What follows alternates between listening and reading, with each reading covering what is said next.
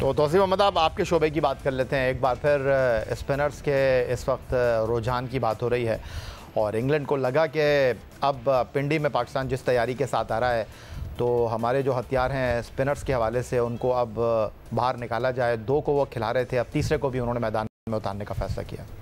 जी हाँ, और मुझे ऐसा लग रहा है कि हम एक कम कर रहे हैं और वो एक मैं यही पूछना चाह रहा था। जी हाँ, तो परेशानी तो उनको लाख हुई भी है, जाहिर है वो पता नहीं क्या समझ रहे हैं। बट आई थिंक इस तरह की वो पिच नहीं होगी जिस तरह की ये खेल रही थी। जाहिर है पिच की पोजीशन तो बिल्कुल डिफरेंट थी कि पैचेस पे थे, रफ एरियाज थे और बड़ी अच्छी बॉलिंग की पाकिस्तानियों ने और उस पर वो बिल्कुल ही डेम। और फिर जाहिर है उनको भी मैं इसलिए कसूरवार कहता हूँ कि इस तरह के शॉट खेलते हैं। मेरा ख्याल है मैकलम ने ये कभी ये नहीं बताया कि यार कभी इस टाइप की बजाय, हालांकि ये खेल के आए थे श्रीलंका में, कभी ये नहीं बताया कि अगर इस टाइप का कुछ हो रहा हो तो आपको फ्रंट फुट पे रहना है या बैक फुट पे जाना है। सर निकले ना फ्रंट फुट के ऊपर, रिजवान ने स्टंप कर दिया था जैक क्राली को।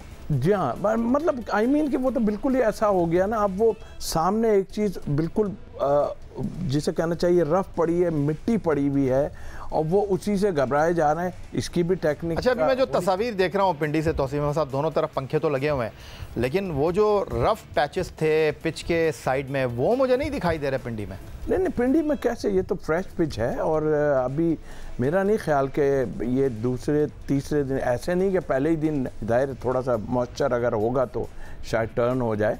बट आई थिंक मेरा ख्याल है टाइम के साथ साथ यहाँ भी टर्न होगा और उस पर डेफिनेटली इस तरह जो है जो पाकिस्तान ने स्ट्रेटजी बनाई थी वो तो खैर रफ हमें नज़र आ रहा था, इस पर भी यही स्ट्रेटजी होगी। ये जो सिकंदर बख्श साहब, तौसीफ अहमद साहब बात कर रहे हैं कि वो लेग स्पिनर इंक्लूड कर रहे हैं, आप लेग स्पिनर को एक्सक्लूड कर रहे हैं, तो मैं ये आपसे जानना चाहता हूँ कि क्या कहेंगे आप। ठीक है, पहले टेस्ट मैच में जो इस टेस्ट मैच से पहले हुआ, जाहिद और नोमानी बॉलिंग करते, नोमान और साजिद ही बॉलिंग करते रहे और बेचारे जाहिद जो हैं वो अपनी बारी का इंतज़ार करते रहे, उनको बहुत कम बॉलिंग का मौका मिला।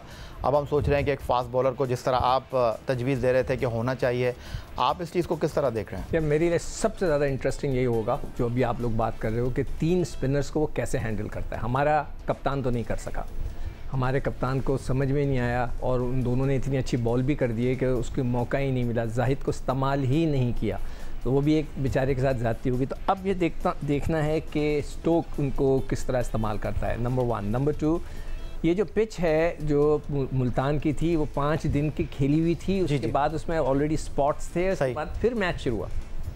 और जो बैटिंग की बात हो रही है, जो इंग्लैंड ने बैटिंग की, उनको असूलन तो 1980 वाली बैटिंग करनी चाहिए थी मैच बचाने के लिए, वो तो बीच में से रिवर्स स्वीपें और पता नहीं क्या क्या मार रहे थे। मुझे उनकी स्ट्रेटजी बिल्कुल नहीं समझ में आई कि जैसे वो हारना ही चाहते हो।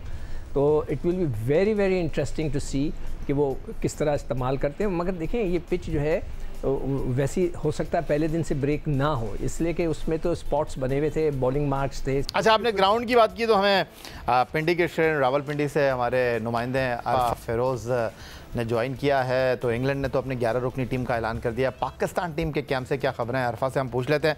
अरफा, खुशामदीद कहेंगे आपको, क्या इत्तलात हैं पाकिस्तानी कैंप से? आज ये खबरें आ रही हैं कि मीर हमज़ा बग़ैर टेस्ट मैच इंग्लैंड के ख़िलाफ़ खेले हुए सीरीज़ से बाहर हो गए क्योंकि अब तो आखिरी टेस्ट मैच है। कुछ कमर के निचले हिस्से में उन्होंने दर्द महसूस किया है, बॉलिंग नहीं की और उम्मीद थी कि शायद वो ये मैच खेलें, लेकिन अब शायद वो नहीं खेल रहे। बाकी क्या इत्तलात हैं? देखिए या पाकिस्तान जो टेस्ट स्क्वाड है उसमें से अब 11 प्लेयर्स मुंतखब करने हैं और जो फैसला कन टेस्ट मैच है वो उसमें जो सीरीज जीतने के लिए अब इन्होंने टारगेट किया है। और अभी जो फिलहाल हमें इत्तलात मौसूल हुई है कि एक तब्दीली की जो है वो इम्कान जाहिर किया गया है। टीम मैनेजमेंट ने अभी इस पर जो है वो अपनी हतमी मुशावरत जरूर करनी है। मोहम्मद अली को मोहम्मद जो जाहिद महमूद हैं लेग स्पिनर, उनकी जगह इंक्लूड करने का जो है वो ये गौर उसको कर रहे हैं और इम्कान यही जाहिर किया जा रहा है कि मोहम्मद अली जो है वो रावलपिंडी टेस्ट मैच खेलेंगे। मीर हमजा के जो वो चांसेस थे, लेकिन कल भी हमने नोट किया था और आज भी हमें जो वो एक बता दिया गया बाज़ाब्ता तौर पे, मीर हमजा जो है वो कल भी उन्होंने ट्रेनिंग में नेट सेशन में हिस्सा नहीं लिया था और आज भी उन्होंने सिर्फ जो है वो हल्की फुल्की जो वॉक होती है या वार्म अप होता है सिर्फ वो किया था, उन्होंने प्रॉपर बॉलिंग जो है वो नहीं की थी। तो मीर हमजा जो मुमकिन तौर पर एक रिप्लेसमेंट हो सकते थे, दूसरे पेसर के तौर पर खेल सकते थे, वो रावलपिंडी टेस्ट मैच नहीं खेलेंगे। लेकिन मोहम्मद अली पर जो है वो अब नजरें जमा ली है कि मोहम्मद अली बतौर सेकंड पेसर और आप स्पेशलिस्ट पेसर कह लें क्योंकि आमिर जमाल जो वो एज ऑलराउंडर है, और जो 2 स्पिनर हैं नुमान अली और साथ में साजिद खान, वो पाकिस्तान के फ्रंट लाइन स्पेशलिस्ट स्पिनर होंगे। लेकिन यहाँ यह बहुत एक इंपॉर्टेंट बात है पिच के हवाले से, क्योंकि पिच जो वो आखिर क्या होगी ये बहुत बड़ा सवाल है।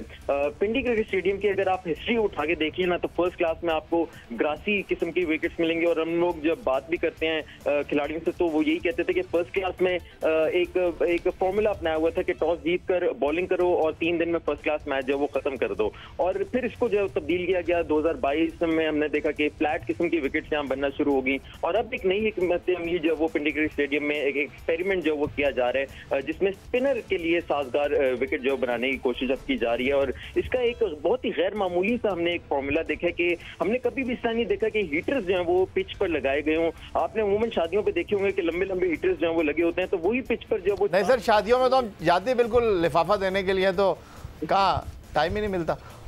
बिल्कुल ऐसे ही है। और ये 2 हीटर जो है वो एक साइड पर, 2 हीटर जो है वो दूसरी साइड पर लगाए गए, और इसके साथ कपड़ा लगाया गया ब्लैक कलर का, साथ में जो वो पंखे, इंडस्ट्रियल पंखे जो होते हैं, कोई पेडेस्ट्रियल फैन भी नहीं, इंडस्ट्रियल पंखे वो लगाए गए थे ताकि ये हीटर्स की जो गरमाइश है वो पिच पर डाली जाए।